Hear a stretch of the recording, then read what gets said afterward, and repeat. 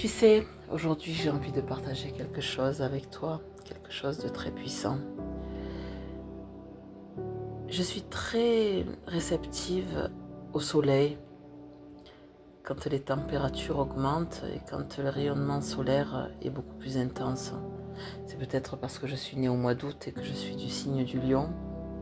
Peut-être pas, je ne sais pas, mais regarde le soleil. J'ai eu beaucoup de questionnements ces derniers temps. Regarde le soleil, il est très inspirant. J'ai une question pour toi. Est-ce que le soleil diminue son intensité et sa brillance parce qu'il y a des nuages, parce qu'il pleut, parce qu'il fait nuit? Non. Le soleil est toujours intense. Le soleil est un astre très puissant qui dégage des, des, des milliers de degrés de température. Le soleil est très intense. Sois inspiré par le soleil, c'est un astre qui est vraiment extraordinaire dans l'univers. Tu te rends compte que sans le soleil, la vie ne serait pas possible sur Terre. Sans le soleil, tu n'aurais pas la beauté de cette pleine lune qu'il va y avoir demain. On commence déjà à voir sa beauté. Eh bien toi, c'est pareil. Toi qui écoutes cette vidéo, mets-toi à la place du soleil. Pourquoi tu diminuerais ton intensité pour les gens qui ne te comprennent pas? Pourquoi tu modifierais toute ton énergie et toute ton envie d'exister tel que tu es sans mettre de masque pour les autres? Pourquoi? Pourquoi tu écouterais toutes ces vidéos de développement personnel qui disent tu dois changer, tu dois mettre en place des stratégies? Non, non. Moi j'ai fait beaucoup de vidéos. Il est possible que j'ai fait certaines vidéos avec certains discours, mais l'être humain évolue, change, et j'accueille ce changement.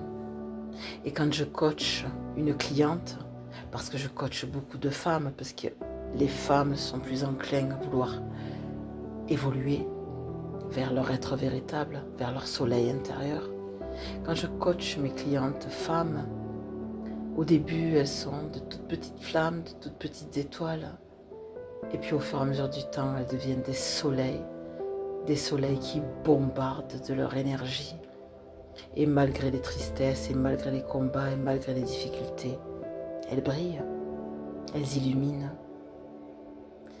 Et c'est ça, de voir toutes ces femmes qui ont souffert, qui ont galéré, qui ont vécu le divorce, parfois le burn-out, parfois le décès d'un enfant, parfois la pauvreté, parfois les coups d'un homme, parfois la violence d'un homme, l'agressivité du monde.